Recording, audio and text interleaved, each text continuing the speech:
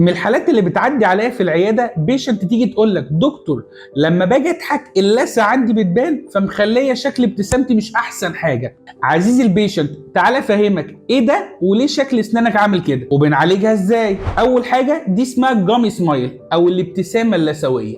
هنا بقى معناها ان اللثه واخده حيز من السنان فبتكون بالشكل اللي انت شايفه ده. طب يا ترى بنعالجها ازاي؟ تعالى بقى اقول لك يا عزيزي في الحاله دي احنا بنعمل ايه. اول حاجه بقى احنا بنشوف المشكله عند حضرتك في ايه، هل المشكله في عظم الفك ولا المشكله في الشفه ولا المشكله في اللثه بتاعت حضرتك.